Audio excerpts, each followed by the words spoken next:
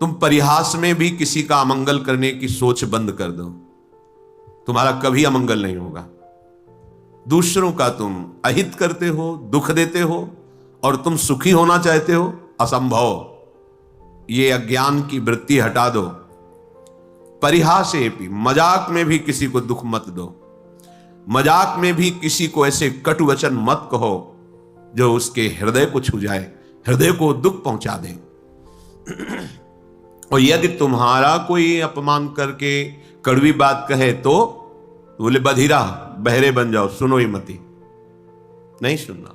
जैसे कोई पागल आदमी हमें गाली दे, अपनी कुचेष्टाएं हमारे ऊपर करे, तो हमें रहता है पागल है। ऐसे ही त्रिगुणात्मिका माया के द्वारा जिनके ज्ञान का अपहरण कर लिया गया है, सतमार्ग के पथिक की वो अवहेलना करें, निंदा करें, दोष दृष्टि करके, दोष निकाल करके उनको प्रकाशित करें, वर्णन करें, कोई फर्क नहीं पड़ना चाहिए, क्योंकि वो बेचारे पागल हैं। त्रिगुणात्मिका माया अविद्या के द्वारा उनकी बुद्धि मलिन कर दी गई है। इसलिए भगवत मार्ग के उपासक को जब कोई निंदा करे, गाली दे, कटुवचन बोले, तो बधिरा, बहरे की तरह हो जाना चाहिए, हमें सुनाई ही नहीं दिया, ऐसी उपेक्षा कर देनी चाहिए। पर हमारे द्वारा परिहासेप्यन्या अप्रिय कथन, हंसी मजाक में भी किसी का अप्रिय वाणी से अपमान नहीं करना, किसी की चुगली नहीं करना, किसी की निंदा नहीं करना। हमारी कोई करे तो बहरा बन जाना, सुनना ही नहीं। पूज्यपाद शिवड़िया बाबा जी महाराज कहते हैं, जब तुम्हारी भाषा में तुम्हारे को कोई अपमानित करे, निंदा करे, तुम ऐसे सुन के निकल जाओ जैसे विदेशी भाषा में जिसका आपको ज्ञान न हो, और वो फिर आपको कटुवचन अपशब्द कहे, तो आप ऐसे सहज में निकल जाओ, आपको पता नहीं क्या बोल रहा है। जब पता हो क्या बोल रहा है फिर भी हमारे अंदर कोई फर्क ना पड़े, तो समझो हम उपासक हैं अध्यात्म मार्ग के। परेशान दोषानुश्रुतिमनु विलोकेंध नयनः, जब दूसरे के कोई ऐसे हमें दोष दिखाई देने लगे कि देखो ये तो वृंदावन में आके ऐसा कर रहा है, ये तो ऐसा कर रहा है, या कहीं भी, तो समझना चाहिए हमारे पतन का समय आ गया है। पहचान है ये, परदोष दर्शन, परदोष वर्णन, परदोष श्रवण, ये परमार्थ में पर्दा डाल देते हैं, पता ही नहीं चलेगा अध्यात्म किसे कहते हैं। ध्यान से सुन लीजिए, साधन चल रहा है पर यह असाधन होता है, इसीलिए भगवदानंद की अनुभूति नहीं होती। परदोष दर्शन, परदोष कथन, परदोष श्रवण, ये तुम्हारे परमार्थ का अपहरण कर लेंगे।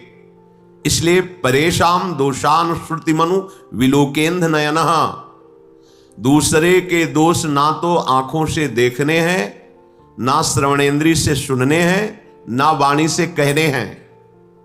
यदि ऐसा करोगे तो तुम्हारा भगवत मार्ग रुक जाएगा।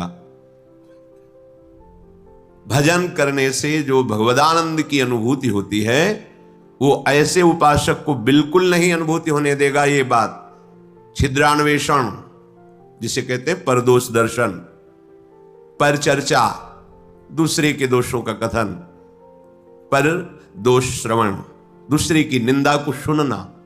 हम भगवत मार्ग के पथिक हैं, हमें बिल्कुल सावधान रहना है। ये बात जहां होने लगे, जो व्यक्ति करने लगे, जोर से बोलो राधा राधा और चल दो, उससे तुम्हारा मंगल नहीं होने वाला। उस व्यक्ति से जो परदोष दर्शन करता है, परदोष वर्णन करता है, परदोष श्रवण करता है। श्रीपाद कह रहे हैं, शिलावन्निश्चेष्टा परवपुषी बाधा लव विधौ। जब तुम्हें कोई कष्ट पहुंचावे तो पत्थर सरीखे हृदय के हो जाओ, कठोर हृदय, सह जाओ चुपचाप। जैसे पत्थर में चोट पहुंचावे तो कोई फर्क नहीं पड़ता, ऐसे ही तुम्हारे ऊपर कोई फर्क नहीं पड़ना चाहिए। ये भगवत प्राप्ति के लिए सहनशीलता अनिवार्य है।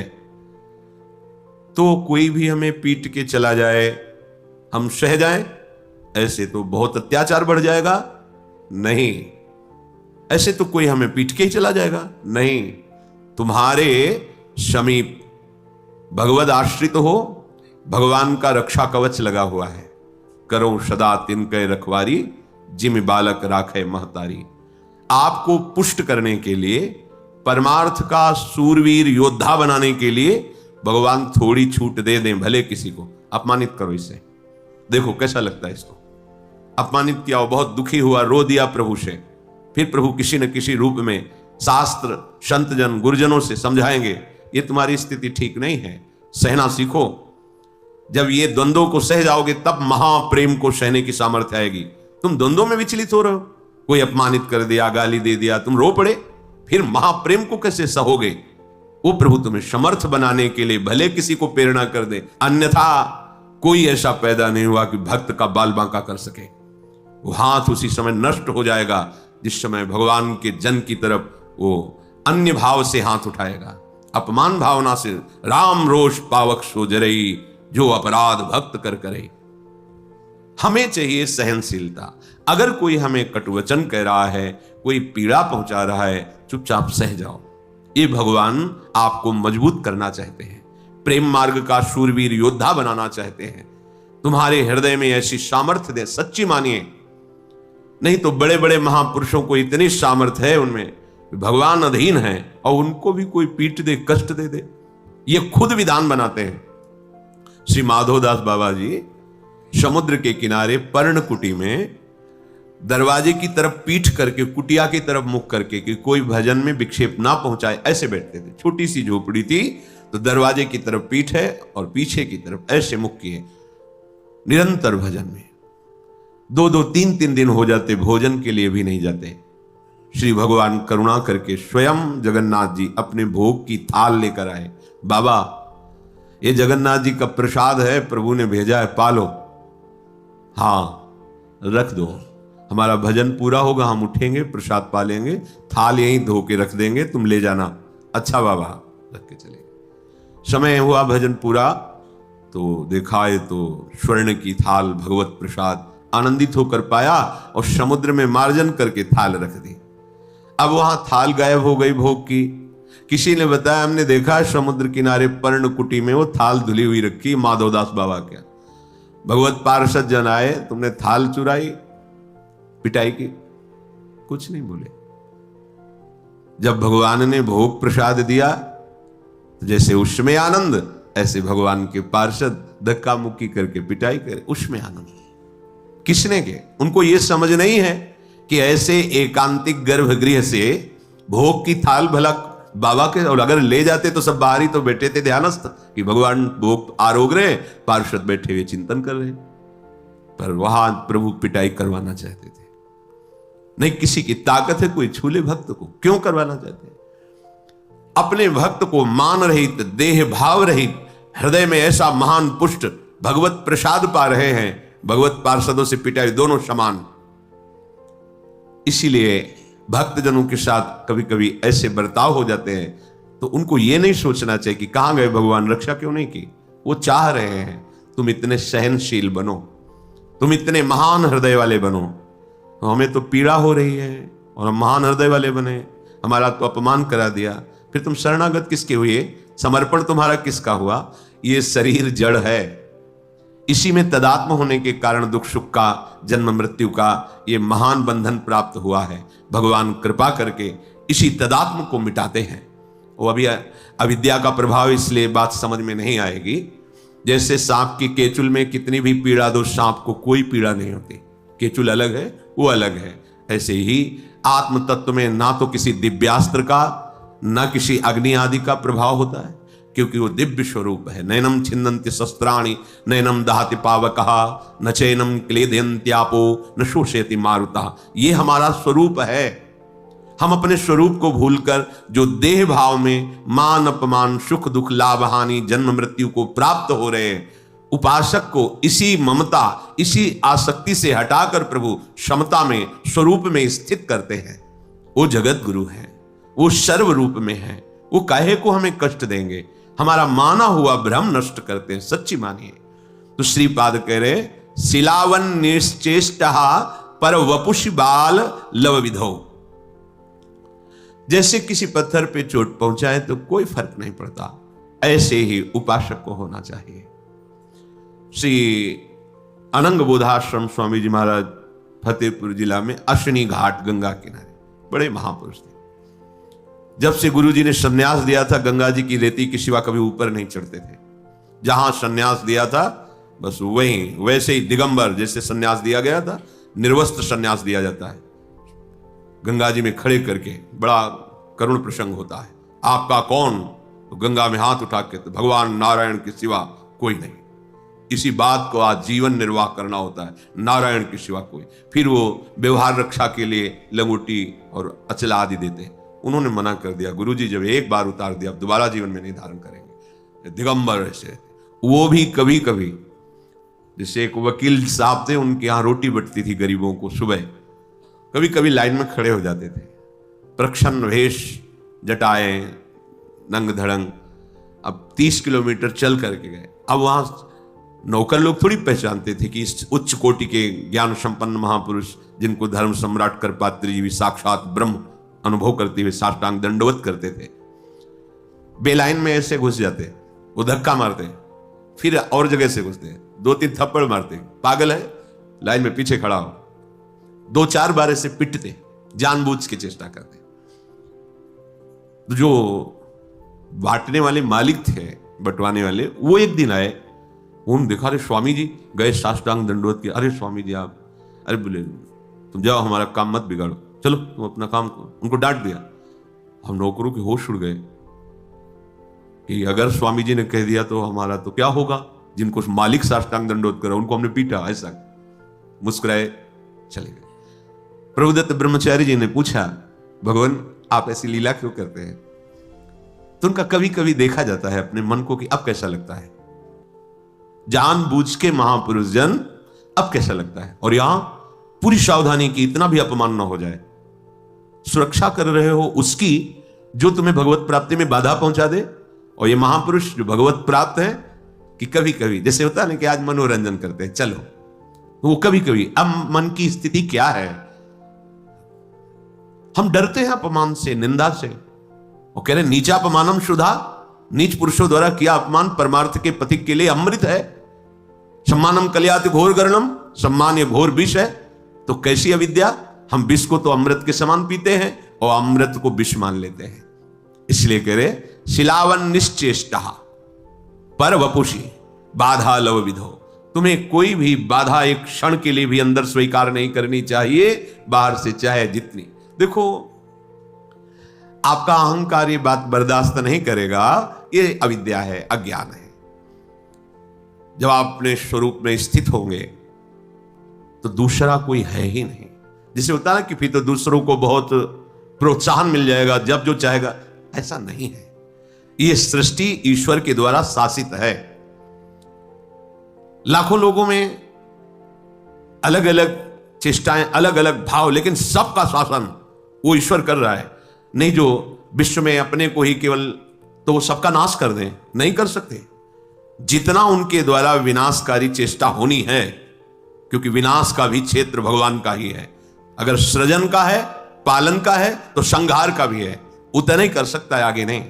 हजारों पशुओं में सिंह उसी को पकड़ेगा जिसका आहार निश्चित हो गया है। पूरा विधान से चलता है, ऐसा नहीं कि मनमानी यहां सब कुछ हो रहा है। सृष्टि में पूरा विधान से हो रहा है। कर्मों का जाल बिछा, हम अज्ञानी जीव वर्तमान की बात को देख करके केवल अनुमान लगाते हैं हमारे साथ गलत हुआ। लेकिन आप इसी जन्म की बातें अपनी देख लो, फिर आप देखो कि अगर इसका दंड ये, इसका दंड ये, इसका दंड ये, तो मेरी दुर्दशा क्या होगी। हम लोग अनजाने में, अज्ञान में बड़े बड़े अपराध कर देते हैं। एक लक्ष्मण रेखा सी वो आती है ना, चींटियां, कीड़े ये हमारे घर में ना रहे, खींच दी। सैकड़ों चींटी, सैकड़ों जीव मर गए। ये क्या हो रहा है? तुम्हें नहीं समझ में आ रहा है? अपराध बनना है। सब में परमात्मा तत्व विराजमान है। जैसे पृथ्वी में रहने का तुम्हारा अधिकार है, ऐसे तो जीवों का अधिकार है। छिप के लिए मार डालो, निकाल के बाहर फेंको, मार डाला, कुचल डाला ईंट से, ये क्या है? क्या उसका अधिकार इस सृष्टि में जीने का नहीं? तुम मनुष्य शरीर में हो तो केवल तुम्हारा ही अधिकार है। बहुत से ऐसे जिनको हम पाप नहीं समझते हैं, हमारे द्वारा बहुत से ऐसे अनर्थ होते रहते हैं। सोचो, एक तितली की गुदा में खेल खेल में कांटा ऐसे गाड़ कर छोड़ दिया मांडव्य ऋषि। उनको दंड मिला सूली की सजा, और जैसे छोड़ दिया तो वैसे सूली निकली नहीं, काटी गई। महाभारत में स्पष्ट भगवान व्यास देव जी ने लिखा है। आप कितने जीवों की हत्या करते हैं, आपको दर्द होता है? अरे एक चींटी भी वही है ईश्वर जो तुम्हारे हृदय में, जो एक हाथी के, जो एक बड़े से बड़े के हृदय में ईश्वर, वो वहां बैठा हुआ है। क्या जाता है? आप अपनी सुरक्षा कीजिए। आप ऐसी जहरीली चीजें जिससे लाखों जीव, जो गुजरेगा उससे मर जाएगा, छोटा मोटा सब जीव। अरे कोई चींटी बना, कोई कीड़ा बना हुआ है, वो हम ही आप हैं। कर्म के परिणाम स्वरूप हमको ऐसी योनियां मिली हैं। अपने को लगता है हमने तो पाप किया ही नहीं, हमें दंड क्यों मिलता है? ईश्वर है, सर्व सामर्थ्यशाली है। बिना आपके कर्म बिगड़े आपको दंड मिल ही नहीं सकता। अगर हम ऐसा मानते हैं तो हमें सहना चाहिए। अगर हम नहीं मानते हैं तो नया कर्म फिर ऐसा बन जाएगा जो आगे हमें और नष्ट करेगा। इसलिए शिलावन निश्चेष्टा, जैसे हमारे शरीर में कर्म परिणाम से जब फोड़ा होता है और वो पकता है और भीषण कष्ट देता है तो हम सहते हैं। हम डॉक्टर के पास जाके पैसे भी देते हैं, कष्ट भी सहते हैं, पर उसका ऑपरेशन करवाते हैं। ऐसे ही हमारा बुरा कर्म जब हमारे ऊपर आता है, वो किसी न किसी विधान में दंड हमें देता है, हमें चुपचाप सह लेना है। राधा राधा राधा, तो वो नष्ट हो जाएगा और आगे परम मंगल परम सुख का विधान हो जाएगा। कदा वत्स्याम्यस्मिन् हरिदयित वृंदावन बने। आहा, मैं हरि के प्यारे या दैत प्राण प्यारे युगल सरकार के नित्य लीला स्थली बिहार स्थली वृंदावन में इस प्रकार कब रहूंगा? किसी की बुराई नहीं करूंगा, बुराई नहीं सुनूंगा, बुराई नहीं देखूंगा। अगर कोई हमें गाली आदि अपमानित करता है, मैं प्रसन्न मुद्रा में सहूंगा। अगर नहीं प्रसन्नता से तो राधा राधा कह के चुपचाप चल दो वहां से, प्रतिकूलता मत पैदा करो। अगर कोई हमें कष्ट देता है तो मेरे ही कर्म का फल है, मैं ऐसा मानकर उसे सह लूंगा और प्रिया प्रीतम के चिंतन में श्रीधाम वृंदावन में अपना जीवन व्यतीत करूंगा, सीधे भगवत प्राप्ति। षोड्वापि दुखानि सुदुस्सहानि त्यक्त्वाप्यहो जाति कुलादिकानि भुक्त्वा स्वापाकैरपि थुत्कृतानि वृंदाटवीवासमहं करिष्ये। अब मैंने निश्चय कर लिया है कि इस जन्म में मुझे प्रिया प्रीतम की प्राप्ति करनी है, अर्थात महान सुख महान स्थिति प्राप्त करनी है। तो तैयार हो जाओ अतिशह दुषह दुख सहने के लिए, दुषह दुख सहने के लिए। अब कोई ये कहे कि दुषह दुख सहने और भगवत प्राप्ति, नहीं, फिर हमें नहीं चाहिए, हमें तो सुख चाहिए। यही दुषह दुख तुम्हें सहना पड़ेगा कि तुमने जो मिथ्या आसक्ति प्रेम पैदा कर लिया है जगत में, अब इससे हटने में तुम्हें दुख लगेगा। जैसे तुम्हारा जो अभ्यास नशा करने का है, भोग भोगने का है, नाना प्रकार के मनोरंजन कुचेष्टा करने का है, अब उनसे जब हटने की बात आएगी तो आपके मन को दुख लगेगा। ये सहने के लिए तुम तैयार हो जाओ। षोड्वापि दुखानि सुदुस्सहानि, यद्यपि ऐसा सहना बड़ा कठिन होता है। मन कह रहा है ये देख लूं और उसे आप रोकेंगे तो आपको कष्ट देगा, दुख देगा। ये भोगूं, आप उसे रोकेंगे वो आपको दुख देगा। ये सहे बिना अध्यात्म का प्रकाश नहीं होता। इसीलिए बातें बनाने वाले लोग जैसे बड़ी ऊंचाई के प्रश्न करते हैं, जब उनका दर्शन करते हैं तब लगता है ककहरा नहीं आता परमार्थ का, और बात करते हो बहुत ऊंचाई की। जब तक तुम्हारे अंदर संसार में सुखद भोगों को सत्य मानकर भोगने की लालसा है, तब तक तुम अज्ञानी ही हो, चाहे जितना ज्ञान बघारो। स्वात्मा रामम, जो आत्मा राम पुरुष ज्ञानी जन है, विषय मृग तृष्णा में कभी भ्रमित नहीं होते, ये झूठे हैं। जैसे वमन कोई खाने की इच्छा नहीं करेगा, ऐसे ज्ञान जिसके हृदय में जागृत हो गया है, किसी भी इंद्रिय के विषय के भोग उसे आकर्षित नहीं कर सकते। तो इसी आकर्षण में जब हमारी आसक्ति हो गई है और उससे जब हमको हटाया जाएगा तो बड़ा दुख महसूस होगा। जैसे खेलते हुए बालक को, धूल दूषित बालक को माता उन खेलों से निवृत्त करके सुंदर स्नान करके सजाकर अपनी गोद में बैठालकर अपने वक्षा स्थल का परम पवित्र दुग्ध पान कराने की चेष्टा कर रही है, पर बालक को लगता है कि मुझे दुख दिया जा रहा है, मेरे खिलौने छीने जा रहे हैं, मुझे खेल से हटाया जा रहा है। पर वो ये नहीं जान रहा कि ये मां का विशुद्ध प्यार है। ऐसे ही मेरे परम वात्सल्य समुद्र सदगुरुदेव हरि, इनका विशुद्ध प्यार है। मुझे इस माया के खिलौनों से, काम क्रोधादि की गंदगी से हटाकर मुझे दिव्य आनंद में ले जाने के लिए, अपने प्रेमामृत का पान कराने के लिए इससे बिलक करते हैं। तो जो हमें दुख होता है उसे सहना